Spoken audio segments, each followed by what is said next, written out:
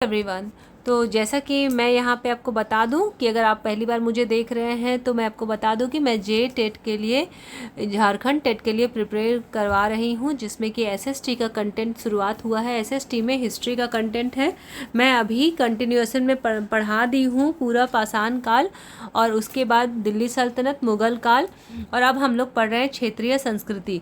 जो मैं डिटेल में पढ़ा दी हूँ उसका ओवरव्यू दे दी हूँ। अब मैं यहाँ पे उसी से चैप्टर से रिलेटेड एमसीक्यू करा रही हूँ। बाइलिंगुअल है ये आप अपने अकॉर्डिंग क्वेश्चन आंसर करते जाइएगा।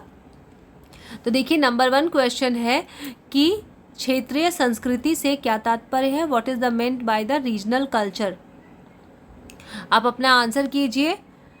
आंसर क्या है? किसी क्षेत्र की विकसित विशिष्ट सांस्कृतिक पहचान, मतलब distinct cultural identity developed in a region, मतलब क्षेत्र में। नेक्स्ट क्वेश्चन देखिए। नेक्स्ट क्वेश्चन क्या है? रीजनल कल्चर्स क्या है ये देखिए। क्षेत्रीय संस्कृतियाँ मुख्यतः किस प्रकार से विकसित हुई। Regional cultures mainly developed through which process, ये कैसे प्रोसेस में आई। तो इसका जवाब यहाँ ध्यान से देखिए। Interaction of local and wider tradition. जब लोकल्स के साथ ट्रेडिशंस मिलने लगते हैं ना, तो वो कल्चर बन जाता है वो, और जगह जगह उसके बारे में बात होने लगती है। नेक्स्ट क्वेश्चन, मलयालम भाषा के विकास का संबंध किस क्षेत्र से है। The development of Malayalam is associated with which region, ये मैंने आपको लोगों को डिस्कस कराया था। तो Malayalam language is associated with Kerala. Next question we have, Kerala के क्षेत्रीय सांस्कृतिक विकास में किस राजवंश का उल्लेख मिलता है केरल में। ठीक है, विच dynasty is associated with the development of Kerala. तो केरल का अगर मैं बात करूंगी तो किन से? चेरास से।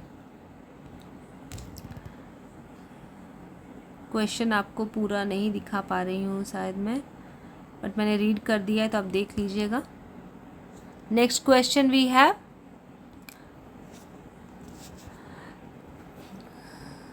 हाँ केरल का तो हो गया। Next question we have, Jagannath परंपरा किस क्षेत्र की क्षेत्रीय संस्कृति से विशेष रूप से जुड़ी है। ये तो हम सभी को पता है, ओडिशा, पुरी का जगन्नाथ मंदिर हम सब जानते हैं, जो संस्कृति का बहुत बड़ा पहचान भी है। पुरी किस धार्मिक सांस्कृतिक परंपरा का प्रमुख केंद्र है। Puri is major centre of which religious cultural traditions. तो यहाँ पे आपको ऐसे ही आंसर पता है, जगन्नाथ। राजस्थान की वीर परंपराओं को संरक्षित और प्रसारित करने में किनका योगदान है, मतलब प्रिजर्व और ट्रांसमिट करने में किनका सबसे बड़ा इम्पॉर्टेंट रोल है। तो किनका है? चरण एंड भट्ट का। कथक शब्द किस शब्द से संबंधित है। कथक मतलब कि कथा, कथक यानी कि स्टोरी, कथा कहना। और वो नृत्य के साथ ही वो अपने किसी स्टोरी को डांस करते हुए ही दिखाने की कोशिश करते थे। कथक की पारंपरिक परंपरा का प्रमुख उद्देश्य क्या था, मतलब मेनली रीज़न क्या था। तो स्टोरी टेलिंग, क्योंकि कथा से रिलेटेड है। कथक के विकास में किन स्थानों का संरक्षण महत्वपूर्ण था। तो कहाँ बहुत ज़्यादा इसका यूज़ हुआ या इसे प्रेजेंट किया गया, दिखाया गया, प्रस्तुत किया गया। तो मंदिर और दरबारों में। लघु चित्रों को अंग्रेजी में क्या कहा जाता है। बाप रे, इतना आसान जवाब प्लीज़ ज़रूर आप लोग मेंशन कीजिएगा। Miniature painting. लघु चित्रों के विकास में किसका संरक्षण महत्वपूर्ण है, मतलब कि लघु चित्रों के whose patronage was important for development of miniature of painting. तो रॉयल कोर्ट्स। नेक्स्ट क्वेश्चन देखिए, बंगाल की क्षेत्रीय संस्कृति के विकास में किस भाषा का महत्वपूर्ण स्थान था, योगदान था, क्या था बताइए। तो बंगाल से रिलेटेड कौन सा लैंग्वेज आता है? बंगाली।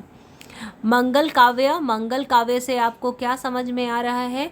मंगल काव्य क्या था या किस साहित्यिक परंपरा से जुड़ा हुआ था? तो बंगाल से। भक्ति आंदोलनों ने क्षेत्रीय संस्कृतियों को किस प्रकार प्रभावित किया? भक्ति आंदोलन ने, तो भक्ति मूवमेंट इन्फ्लुएंसेस कैसे रीजनल कल्चर को इन्फ्लुएंस किया? तो bye promoting religious ideas and ideas in local languages में प्रमोट किया भक्ति को। पैट्रोनेज का अर्थ क्या होता है, मतलब क्या होता है? सपोर्ट और पैट्रोनेज या संरक्षण या प्रिजर्वेशन या प्रोटेक्शन। तो क्षेत्रीय भाषा के विकास में साहित्य की क्या भूमिका थी?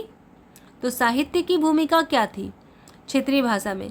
तो giving language Prestige and identity, संस्कृति का पहचान देना, साहित्यिक रचनाओं को लेके आना उसी भाषा में।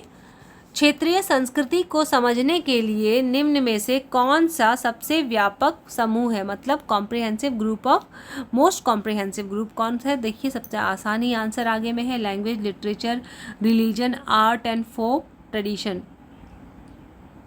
स्थानीय परंपराएं एवं या नई सांस्कृतिक प्रभावों के साथ क्या करती थी? स्थानीय परंपराएं, what do local traditions do with new cultural influences? adopt and transform them into new form. Last question we have, JTET को ध्यान में रखते हुए अगर मैं बात करूंगी तो क्षेत्रीय संस्कृति के विकास में विकास किस रूप में समझना सबसे उचित है? अगर मैं बात करूंगी तो क्या है इसके लिए? Dynamic historical process. मतलब डायनामिक इसलिए है ये रीजनल या कोई भी सभ्यता संस्कृति क्योंकि ये परिवर्तन होते रहती है, इसमें परिवर्तन आते रहता है। तो ये सवाल भी JTET के अकॉर्डिंग या एक कॉमन सिचुएशनल, एक कॉमन अंडरस्टैंडिंग के साथ है ये कि JTET की दृष्टिकोण से क्षेत्रीय संस्कृति को किस रूप में समझना सबसे उचित है। तो डायनामिक हिस्टोरिकल प्रोसेस के अकॉर्डिंग आप इसे समझ सकते हैं। NCERT हमें यही बताता है कि क्षेत्रीय संस्कृतियाँ समय के हिसाब से बदलते रहती हैं, डायनामिक होती हैं। तो thank you so much for watching this video. आप अपना स्कोर ज़रूर मेंशन कीजिएगा कि आपने कितना स्कोर किया आउट ऑफ 20।